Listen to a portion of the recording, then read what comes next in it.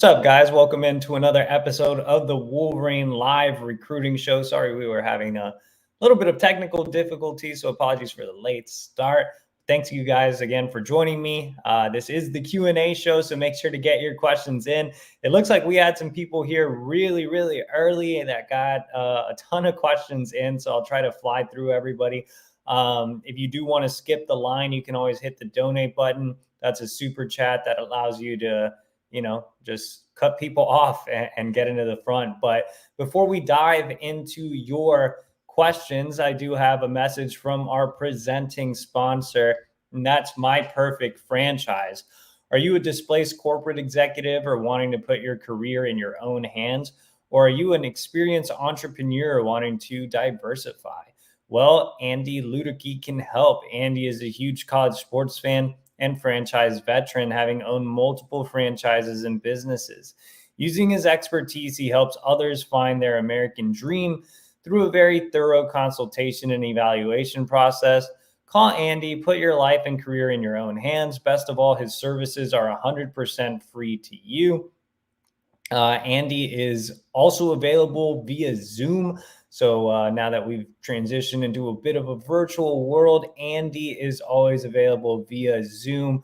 So make sure to hop on with him there, or you can visit myperfectfranchise.net for more information. That's myperfectfranchise.net, or you can use the old fashioned landline or your cell phone and call Andy at 404-973-9901. So again, big shout out to Andy. If you're interested in a franchise, make sure to hit him up. Like I've mentioned before, I've always thought about getting a Chick-fil-A franchise, and that would be amazing to have because then I would get free Chick-fil-A, and that's really the only reason I want a franchise.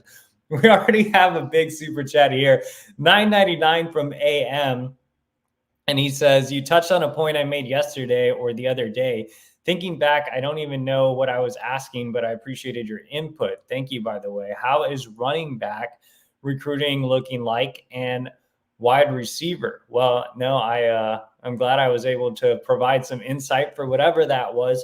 But running back recruiting is kind of stagnant right now. Obviously, Michigan has its two backs in the 2024 class with top 100 back Jordan Marshall and four-star back Micah Kaapana. But in 2025, they're off to a really slow start. And I'm afraid Mike Hart is kind of reverting back to his old ways, which is not great to see. And obviously he's interviewing for the Indiana job, so we'll see what comes of that. Now, if you remember when Mike Hart was first hired, I thought that Michigan had a chance to really bring in some top backs. I mean, he was developing talent well. He's Mike Hart. He's a legend at Michigan. And, he had back-to-back cycles of pretty meh recruiting. And Hart has always been focused on finding kind of the next Mike Hart, more hidden gem type guys that fit the mold of a runner that he was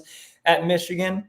And this cycle, it looked like he was finally turning it around. Like, not only did he land Jordan Marshall, he was more aggressive on the trail. Like, he went to Texas and he drove all the way from Dallas to Houston to East Texas and offered a ton of kids and was just very proactive. He recruits Washtenaw County and he was active there. He helps recruit in the DMV and he was active out here. And then it kind of just dipped again. And, when you look at 2025 running backs, a lot of guys are coming off the board or they've already eliminated Michigan. Like, the only two on 300 prospects that are high on Michigan right now in 2025 are Iverson Howard and Bud Coombs. And, those two guys, their rankings are, all over the place on, depending on what site you're on. And the other big time guy is Marquise Davis, but he's more of an athlete. So, after that, it's kind of like, guys like Chad Gasper, who's a 3-star and kind of fits that Mike Hart mold. And then you look over to 26 and Mike Hart hasn't even really offered any running backs in 26. So I think running back recruiting right now is hitting a bit of a wall. So I'd really like to see Mike Hart get back to where he was in the spring. It seems like after, the spring evaluation period and he landed Jordan Marshall, he was like, all right, I don't have to do this anymore. So yeah, I mean, I don't want to rag on Mike Hart because he did land Marshall and he did show a lot in the spring, but he has to keep that going on a more consistent basis. Then in terms of wide receiver recruiting, it's pretty interesting. Right now they have 2 commits, Amarion Stewart and Channing Goodwin, and both of those guys are more slot type of guys. When you look at what's left on the board, I mean, the main focus is definitely Gatlin Bear, who is committed to Boise State. Michigan is making a huge effort to flip him. The thing about Bear is he's going on a 2-year mission, right? So he's technically a 2026 recruit. There are some other guys that are on the board, and there's Nitro Tuggle, who's committed to Georgia.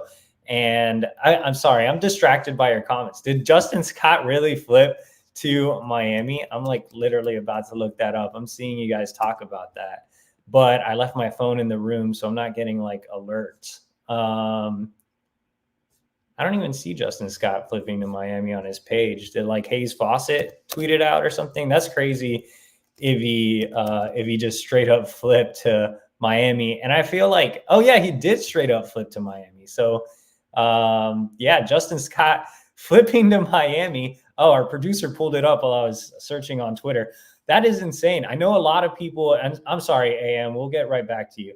But I know a lot of people were asking if Michigan could get back in with Justin Scott, and I never really bought that because I felt like NIL was a factor. It's crazy that he flipped to Miami, though, because, well, obviously they're throwing bags of cash, but I think it's crazy because his mom wanted him to stay close to home, and that was a big reason he committed to Ohio State. And NIL obviously played a role there with Ohio State having the advantage over Michigan, because for a very brief moment, like 1 week moment in the summer, it looked like Scott was going to commit to Michigan.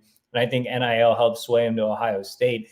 And now he's just gone full NIL. Like, who cares about staying close to home? So that's kind of wild, but not overly surprising considering that, Miami's done this. Michigan has had its experiences being Miami'd with Collins Achiampong last cycle and Elias Rudolph this cycle. So, you always have to be a little concerned about Miami and Oregon. But getting back to AM, in terms of wide receiver recruiting this cycle, obviously I mentioned Bear, who would technically be a 2026.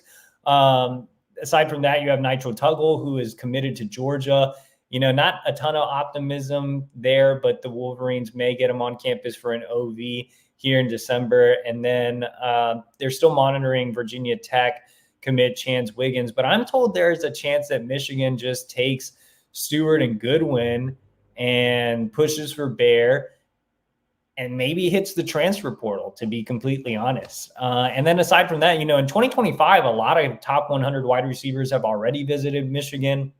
You have guys like Talon Taylor, who was just on campus over the weekend, Khalid Lockett, who visited a couple of times in the summer. Andrew Marsh is another kid that's visited on multiple occasions. So I think the future looks bright for wide receiver recruiting. Ron Bellamy's always been a really good recruiter that's been really aggressive on the trail, but it's a little hard to sell elite wide receivers on Michigan's offensive scheme. So I think that hinders Bellamy a bit, but I think he's done a fantastic job of already getting Michigan in the mix with some of the best pass catchers in the country.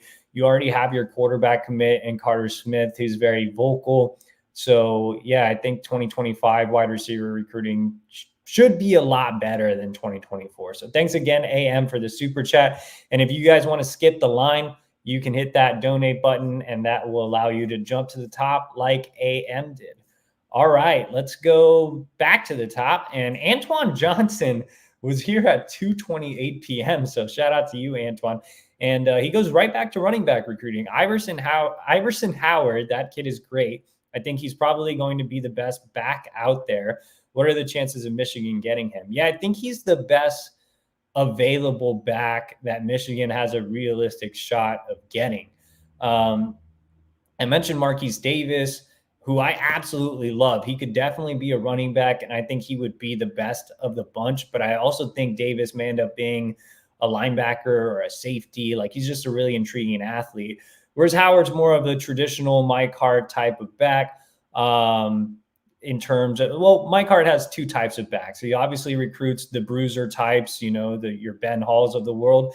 And then he recruits, Cole Cabanas and Micah Kapanas.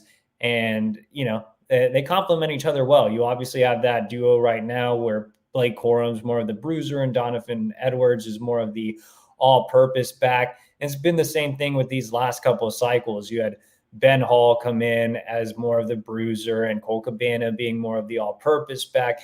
And then this cycle, you had Jordan Marshall, more of the bruiser, Micah Kapana, more of the all-purpose back. I think Iverson Howard fits that all-purpose back type of mold that Mike Hart looks for. He's a speedy kid. I saw him live this year, and he can line up in the slot. I also saw him at the Under Armour Baltimore camp. I thought he was impressive catching the ball out of the backfield in drills, and in one-on-ones, he had some really good reps as a receiver. His nickname's Rocket, so he definitely has the speed.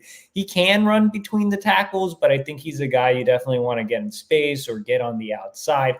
But yeah, I really like Iverson Howard, man. I think Michigan is right at the top of the list right now. Penn State is up there too, but they already have two running backs committed. Georgia's offered, but I'm not sure how hard they're pushing. I know Oregon's also high on his mind, and another school that he's mentioned to me is Wisconsin. So I know he was impressed with Michigan's win over Ohio State. We actually had more than 100 reactions, more than 125 reactions. I'm sorry, over at the Wolverine.com. So more than 125 reactions, and Iverson Howard was one of them. And he did talk about how great Michigan's effort was against Ohio State. And, when I talked to him recently, he told me that he was really impressed with the Michigan running backs, and who wouldn't be? And that's what I mean with Mike Hart, right? Like, you've had Blake Corum and Donovan Edwards get a hype all year long. You obviously had Blake Corum contending for the Heisman last year. Your offensive line has won back-to-back Joe Moore awards.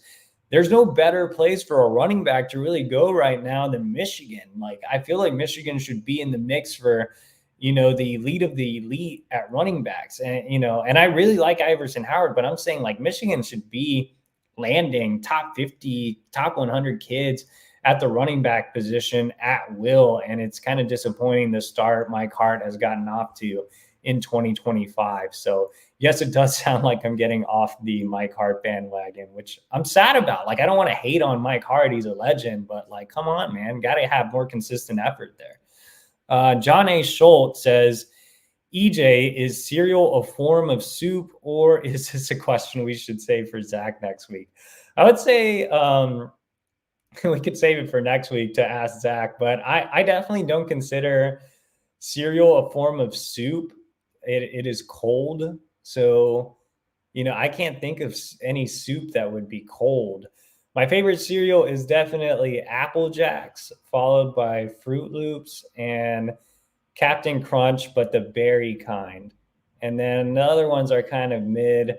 And the worst one is Lucky Charms, like, is way overrated. It's basically just Cheerios and some, like, crappy, like, dusty marshmallows. I don't even know what they put on that. And marshmallow itself is not very good unless it's in a s'mores.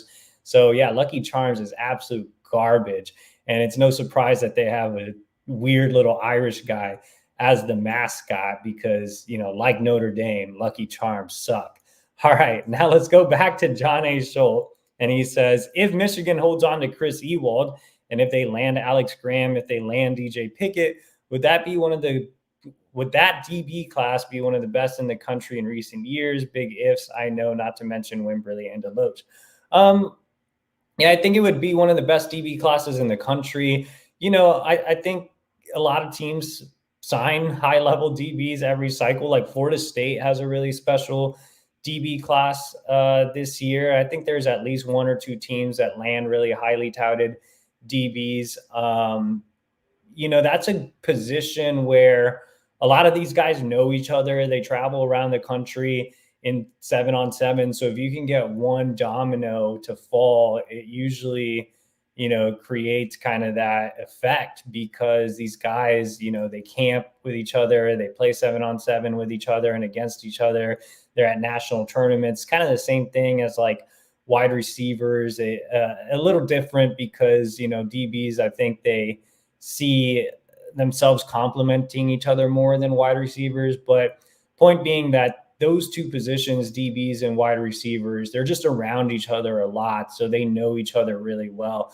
And I mean, you look at the guys you mentioned, like Ewald and Pickett are really good friends. Alex Graham is down in IMG, so I know he's been around those guys as well. So yeah, I mean, that would be an absolute terrific haul, though. I think it would contend as the best in the country next cycle for sure. And like you said, not to mention Deloach, like he got a big bump in the rankings on another side. I think Marcus Wimberly is, really underrated. He's just hidden out in the middle of nowhere in Arkansas. But in DJ Pickett, you would be getting a top 10 player nationally. And Alex Graham, you're getting a guy who's ranked in the top 100 in 3 of the 4 services. And in Ewald, you would be getting a top 100 guy, I think, across the board. So, I mean, Ewald very much Will Johnson-esque. DJ Pickett's a guy that can be a taller corner or a safety. Alex Graham can be a corner safety. Both of them offer flexibility. Deloach has been compared to Mike Sainristil still. And then Wimberly, you can put in a box and just really line them up all over the place. So I think all those guys would actually complement each other well, and it would be an absolute elite class. John A. Schultz also back with another question, says, more general football question. He says, how has the transfer portal changed recruiting, especially since it opens the same time as the early signing period? Yeah, we're seeing a lot of, guys enter the transfer portal today, some really notable names. I think, I don't want to get too much into it, from a general perspective, but from a Michigan perspective, I don't think it changes that much. Look, Michigan already has 25 commits this class. They could go all the way up to like 30, 31, but I think they're going to utilize some scholarships for the transfer portal. And I think the other good thing about Michigan is they have NIL figured out when it comes to funding portal kids. And so they'll be able to add a few more than that. But yeah, I don't think it changes too much for Michigan. I think, since the introduction of the transfer portal, Michigan's kind of taken the same approach with, actual high school recruits. I think it hurts more underrated recruits that are trying to get to G5 schools or lower level P5 schools because they have lesser scholarships and don't have the NIL to fund these guys, and they're using it on portal players instead of high school recruits. But in terms of Michigan specifically, I don't think it's had that much of an effect. I do expect Michigan to be pretty busy in the portal, though. I mean, I would expect them to try to add a quarterback, a defensive lineman, and maybe a few other positions as well. Ben Ricketts says, there has been a lot of predictions coming out of the Ohio State game for guys that Michigan couldn't land for 2025. But who are some guys that could close with in 2024? Well, yeah, like I mentioned, I mean, spots are kind of filling up here. They're kind of limited. I think they're going to save some of their scholarships for the portal for guys that'll, potentially be at Michigan for more than a year. I think they'll fund guys that will be here for just 1 year. So I'm not sure how many more they add. Right now, Gatlin Bear is obviously the focus, but he wouldn't even count towards numbers since he's a 26, basically going on a 2-year mission. Now, they do want to add another edge. Luedecke is set to come in for an official visit on December 12th. They're still trying to flip Kansas commit Deshaun Warner. I mean, I mentioned they're still working on Nitro Tuggle, top 100 receiver who's committed to Georgia, and monitoring Virginia Tech transfer Chance Wiggins. But like I also mentioned earlier in the show, they might just take Stewart and Goodwin and push for Bear. They're still sort of in the mix for Micah Burrow, who's a true nose, but not a lot of other options there. So, yeah, I'm not sure who they'll close with, in 24. It doesn't seem like anybody's a true heavy lean to sign with Michigan during the early signing period here next month. Ben Ricketts back with another question. He says, in the 25 class, who are a few recruits that at this time next you would predict in the class? So I think he's asking who are some guys I'm close to putting in predictions for. I did put in 4 new predictions for 2025 recruits following the game against Ohio State, but I think some guys I'm close to putting in predictions for, I guess, in 2025 would be Will Black, another on 300 offensive lineman. He had a really good visit. He's originally from Ontario. He grew up a Michigan fan. He's at Choate, which has produced guys like Tristan Bounds and Manuel Beagle, who is committed this cycle. And, I had a great conversation with him and his mother, and they absolutely loved the visit and the academics and everything Michigan has to offer. So I think Will Black is one I would be close to putting one in for. I think I would maybe be close to putting one in for Rowan Byrne, but he asked me not to put in a prediction throughout his recruitment, so I'll honor that. But he's a non 300 interior offensive lineman out of New York. I think Michigan has the lead coming out of his recruitment. The only thing with guys like Rowan Byrne and Michael Carroll would maybe be another one.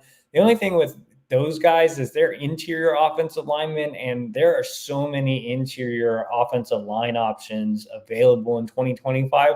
So I'm curious to see who Sharon Moore really prioritizes. With Will Black, he's a true tackle. So I think that, they would take him for sure. Let's go down to Jeff M. And he says, Michigan has excellent facilities, coaching, and 1,001 wins. Why does Ohio State consistently have better recruiting classes than Michigan? OSU's dominance on the recruiting trail predates the NIL era.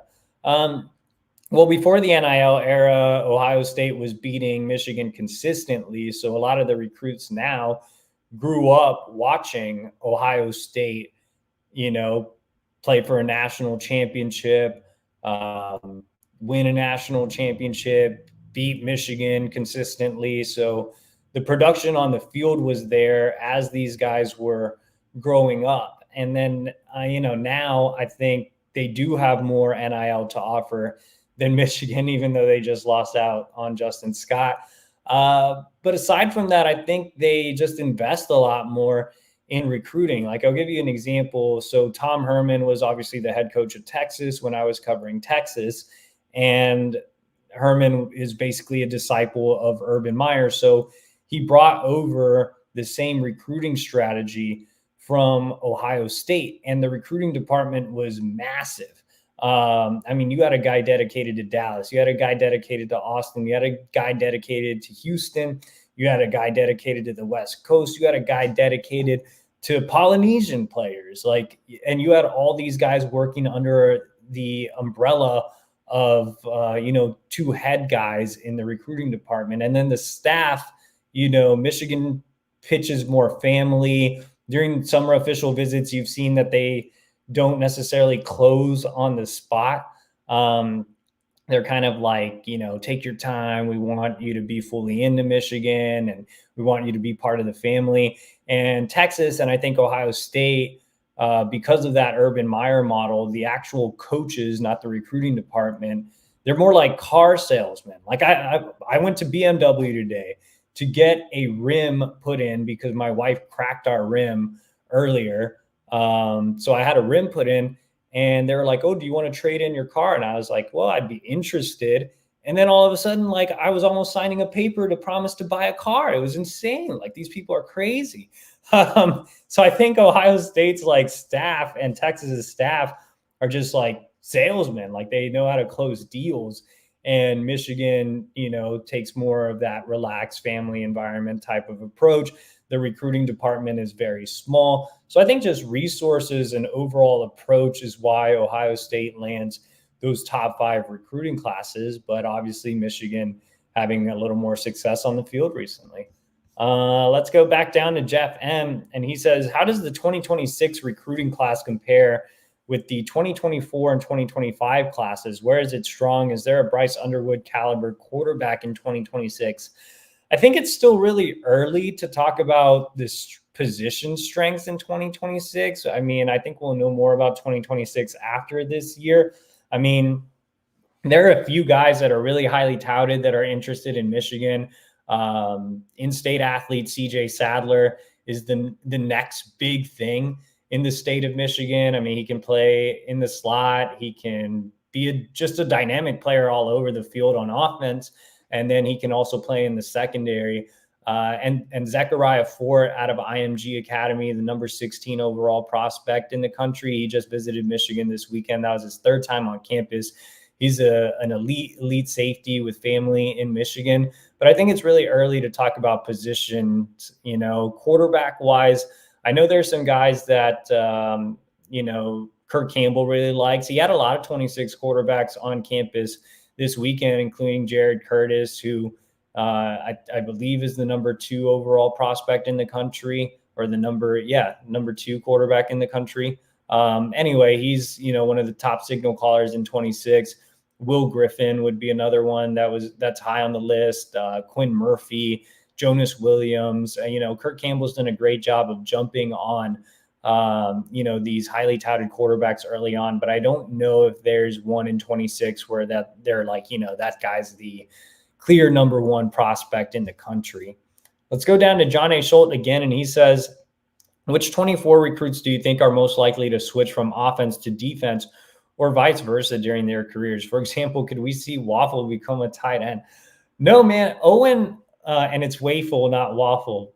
Man, you guys messed me up yesterday with all the Waffle jokes, but Wafel is not a tight end at all. Like he's 6'2", 290. No way he's a tight end. Now, Wafel did have a lot of success as a fullback, and I kind of joked with him about playing fullback at the next level. I could see him, getting some fullback at times. Like he is absolutely destructive as a lead blocker. Like I wouldn't mind seeing Wafel get some snaps at fullback, around the goal line, just because of how great of a blocker he is. I mean, he was annihilating kids. And I know his profile says 267, but he's a legit 290. Other kids that could potentially switch positions. I'm trying to think of who would switch to like from offense to defense or vice versa. I think one candidate would be Amarion Stewart. He's actually a really good defensive back. I saw him play in the secondary for his 7-on-7 team, Midwest Boom.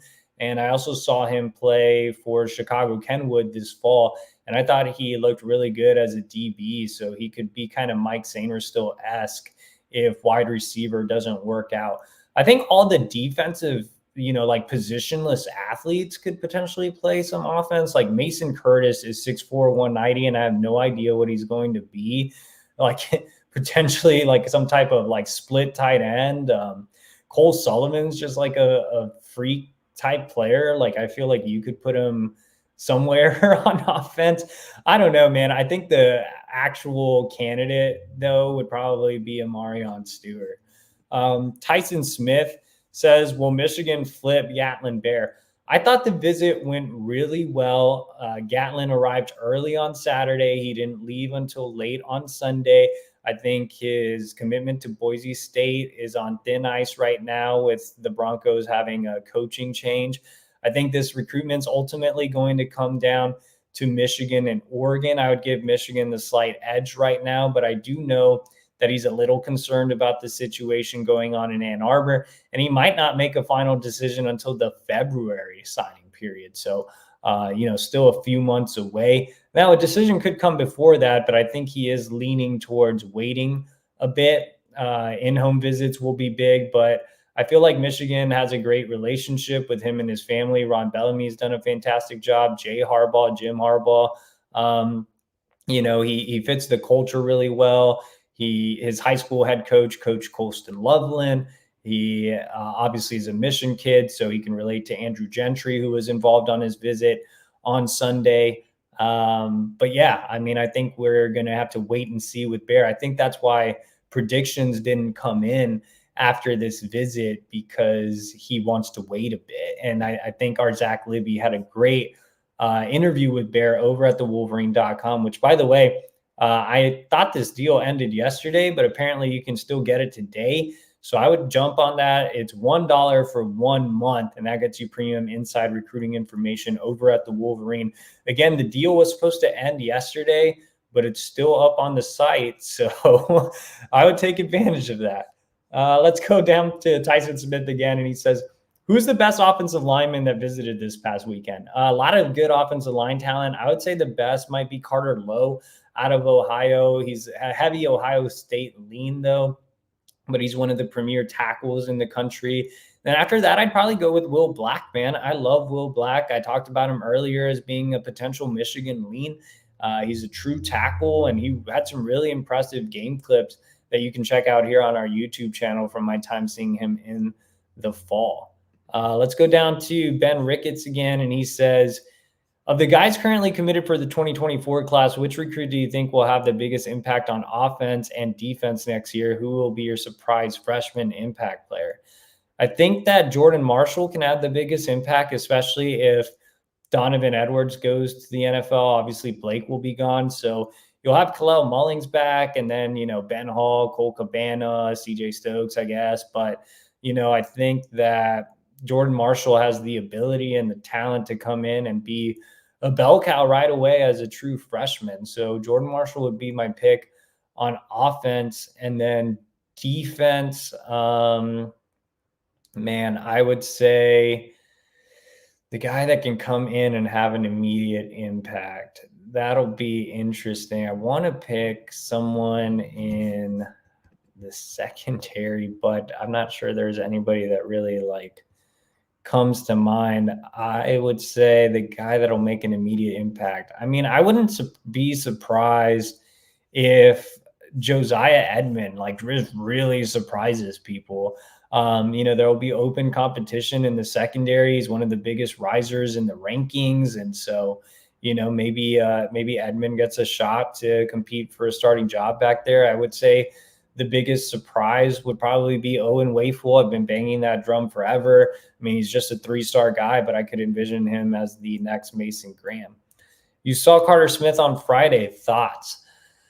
Yeah, I gave some thoughts on the Wolverine YouTube channel. If you look up Carter Smith's highlights, I give some analysis while we watch them. But Carter's a really special athlete at 6'3", 180 pounds. He's one of the best running quarterbacks I've ever seen. He racked up 137 yards on the ground, 3 touchdowns. Thought he looked Taysom Hill-esque. Now, he still has a long way to go as a passer. I think he has some mechanical things to clean up. I think footwork will be a big key this offseason. The thing about Carter is he's never played football full time. He's always split between baseball and football. But, I mean, this is a guy that you have to respect, man. He was like a projected first or second round MLB draft pick. I mean, that's millions of dollars, and he's giving up playing baseball this year to fully focus on training for the quarterback position. He obviously has a live arm. I mean, the dude threw in the 90s as a sophomore. So, I think the arm strength is there. I think the athletic ability is there. I think the upside is there. It's all about getting him the proper training and the proper coaching, which he's never had. I mentioned this in last week's show. Jaden Davis has been groomed to play quarterback since he was in middle school. He's had elite trainers. He's, had elite high school coaches. He's had Cam Newton traveling him around the country. Carter Smith's never had any of that, man. He plays for a smaller private school down in Fort Myers, and he's always traveled around playing baseball instead of football during the off season. So I think the best days are obviously ahead of Carter Smith. But what I really like is that he can run. And anytime you have a guy at the quarterback position that can make plays with his legs and that can be a creator, then it gives you an opportunity to add a different element to your offense. And we obviously saw that at Michigan, going from, a guy that wasn't very mobile in Cade McNamara to JJ McCarthy, who's definitely a creator. Tyson Smith back with another question, and he says, what's your favorite pasta? Chicken Alfredo is my go-to pasta for sure. I feel like that's kind of a lame answer, but if you can get a really good chicken Alfredo from an actual Italian restaurant, it's the bomb, man. I love chicken Alfredo. All pastas are great. I had tortellini for lunch today, and it was great. I enjoy myself a good spaghetti, a good lasagna, a baked ziti. There's a lot you can do with pasta. So I'm a big pasta fan. I bet if Zach were here, he would just pick the lamest dish. He'd be like, oh, SpaghettiOs would be Zach's answer for sure. He'd be like, I don't eat real pasta. I eat SpaghettiOs, or Chef Boyardee. So that's what Zach would go with. But I'm going with real pasta. A vodka penne is really good as well. SpaghettiOs are good though, but not over like a real Italian dish. But I'm sure Zach's in his room right now eating his SpaghettiOs. Ralph Melvin says, "Do you think LSU NIL offer to Underwood will lead him there?" I think NIL will play a role in that recruitment for sure. I would say that that's a big reason why I'm leaning LSU right now. So yeah, I mean, I think it's going to be a factor for any 5-star. I mean, you obviously saw Justin Scott flip during this show. So, I think NIL is obviously a big factor. EJ, given your affinity for penguins, did you know that emperor penguins can be up to 5 feet tall? That would be terrifying. Yes, I did know that. They are huge and they are kind of scary. So I'm not like an overall penguin fan. Like I said, I enjoy the Galapagos penguin. They're small, they're cute. I want to swim with them. They just look like fun little birds. Those emperor penguins, like it's like I don't want to deal with an ostrich or an emu. Like those things are crazy. I actually got pecked by a peacock when I was a kid, so I don't really like them either. So I just like the little penguins that swim around, and they're fun, man. I don't want these giant birds. They're too wild. How many tubs do I have in my house? Tubs? I have tubs where I put clothes in that my wife yells at me about. But as far as bathrooms, I have two bathrooms. I have two bathrooms, three bedrooms, and like an office space. I have a weird setup. And I've always had like weird setups in Chicago too. Like it's kind of like a weird duplex type that's like more than 100 years old. So it's a pretty cool little spot. KW, did you have a Kowalski's hot dog today? I did not have a Kowalski's hot dog. I don't think I have them in Virginia where I'm temporarily living. I think they're only in Detroit, but I'll definitely get Zach to drive out to try one. The only Detroit hot dog I've ever had, like a real Detroit hot dog, is Coney Island. So I cannot speak for that. Let's go ahead and go down to KW again. He says Indiana has a bunch of guys in the transfer portal. Do you know if we're interested in any of them? Our team guys handle the transfer portal. I do not. So that'd be more of a question for Chris Ballas and Anthony Broom and Clayton Safey. So I don't want to go too much into transfer portal possibilities. KW also says, is Huggy Bear one of your favorite characters of all time? I have no idea who Huggy Bear is. So I'd have to Google that. Is that like a Care Bear? I will say that Brigsby Bear, if you haven't watched the Brigsby Bear movie, it's like one of the best movies of all time. Lemonade says, is there any real transfer targets at the moment? Like I said, that's more of a question for Chris Ballas and company. They handle transfer portal, so I don't want to get too much into that. They're building a Chick-fil-A near me in Chesterfield, Michigan. Actually, I mentioned this on the show before because of those franchise reads, but Deacon Tonielli, last year's tight end signee, his mom works for Chick-fil-A corporate. And I know they were pushing, like she specifically was pushing to get some Chick-fil-A's out in Michigan. So you can thank the Tonielli family. Let's go down to John Stacy. And he says, John Stacy, loyal subscriber to the Wolverine.com. So shout out to him. If Jim comes back with an extension, one would think recruiting would take off. DJ Pickett is one of the recruits. Yeah, I think if, a couple of things, if Jim Harbaugh signs his extension, if they get NIL going in the right direction, if there are no, serious sanctions stemming from this investigation, then yes, I think, recruiting would be poised to take off. William Precioso. All right. Who would you want to pick up in the transfer portal?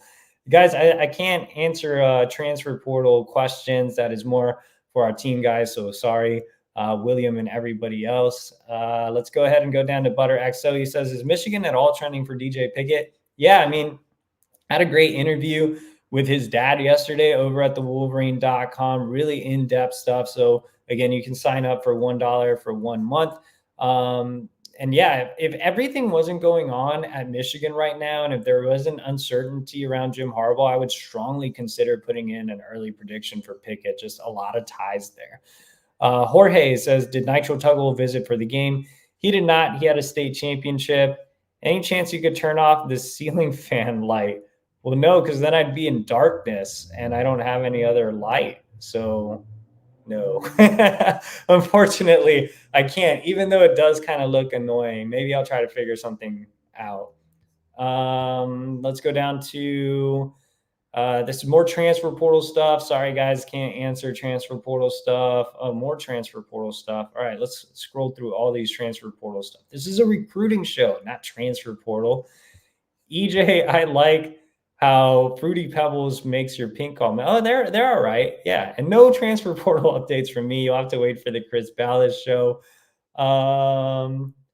Let's go ahead and go down to Adam Shepardson, and he says, EJ, who's the player in the class that you think can surprise you the most with good play down the road? An example, it seems to be the case with Ben Hall. A guy that would surprise me with good play down the road in this class. Let's see who's not highly rated. That's not Owen Wafel. Dominic Nichols is not highly rated, but it wouldn't surprise me because I'm really high on him. Who am I not high on that could surprise me? I'm not super high on Luke Hamilton. I think Luke Hamilton has pretty heavy feet, and I think he can be a really good road grading guard down the road. But I'm not fully bought into the Luke Hamilton train. I do think On3 has him too low, but yeah, I'm not a huge Luke Hamilton guy. Maybe he could surprise me and be an early career starter along the offensive line. Did they televise Underwood state title game? Yes, in Detroit. I know it was on Bali, but I wasn't able to watch it. I was following my guys over at the D Zone, but I don't think Underwood had a very good game. Like, I think his stat line was like under 200 yards, and I know he had a pick and maybe only a touchdown. I don't know. It wasn't great. Hart is a good recruiter. Why would you say he isn't? Well, he's not a good recruiter compared to other guys on the staff. He's not very aggressive in going after underclassmen. The only top 100 running back he's landed in his time here is Jordan Marshall. So, I don't, and he's been here for 3 full cycles. So I don't think that qualifies you as a good recruiter. Not everybody can be a good recruiter. I think Mike Hart is definitely a better coach and developer of talent than he is an actual recruiter. Did have any elite receivers at the game? Talon Taylor, top 100 wide receiver, was at the game. I had an interview with him over at the Wolverine.com. I think Michigan's in a really good spot. It looks like we are overtime, so let's go rapid fire. Is there any chance Carter outperforms Underwood? I mean, there's always a chance, especially when you have a guy like Carter that's an elite athlete that can do so many different things. I mean, if he's like Taysom Hill-esque, then and becomes a better passer, then, it's certainly a possibility. But I think Bryce is, the number 1 player in the country for a reason. Let's go ahead and go down to, was that the last question? Oh, no, we have one from Noah, and he says, just joined. Sorry if this was already asked, but what is it sounding like with and Bryce Underwood? No, shout out to you, Noah, for joining in here at the end. Yeah, I mean, I said earlier, I think I would still give LSU the edge. I think it was great that he got on campus, but, he got there early, had a chance to spend some time with the staff, but had to leave early as well because of his high school practice. I think Michigan needs to get him back on campus so he can have a meeting with Jim Harbaugh and have any questions that he needs answered. But I think NIL will still be a factor, and I'd give LSU the advantage there. Bobby Kanka, have I seen him in person yet? From David Jelenek. I have seen him in person. I saw him at the Under Armour camp in Columbus. I think he's kind of your typical, Mike Elston D-line recruit. I mean, all these guys are kind of have the same skill set, like Brooks Barr, Ted Hammond, Manuel Beagle, Bobby Kanka. They're all kind of a little boring, but they're all just really solid players. I think they're all kind of low 4-star, high 3-star type of kids that, use cliches here. They wear their hard hat and they bring their lunch pails and they just do really well. Any word on Cameron Warren from D2K2? I think that kid ended up signing with Charlotte. So that's pretty much all I know about him. And last question from KW says, are we recruiting Arizona? They seem to have a lot of talent in their high schools. Yeah, I mean, Jay Harbaugh's been down to Arizona in the past. They haven't had a ton of movement there recently, but they offered Deshaun Warner, who's committed to Kansas. They're trying to flip him. And I know they've offered a few kids in the 25 class, including on 300 wide receiver Raiden Vines Bright. One of the interior offensive linemen that Sharon Moore is really interested in is Logan Powell, who has family in Ann Arbor. He was just on campus for the game against Purdue. So yeah, they're recruiting Arizona. I do think that Arizona does produce some really good talent. I've been out there in the past when I covered Texas. Tom Herman recruited the state pretty hard. I know Michigan landed J.D. Johnson when I first hopped over to the Michigan beat. So, it's definitely a state worth continuing to recruit for Jay Harbaugh. But that about does it, guys. Thank you guys for joining me. As always, like this video, subscribe to our YouTube channel. Make sure to subscribe to the Wolverine.com for just $1 for 1 month. And I will see you guys next week.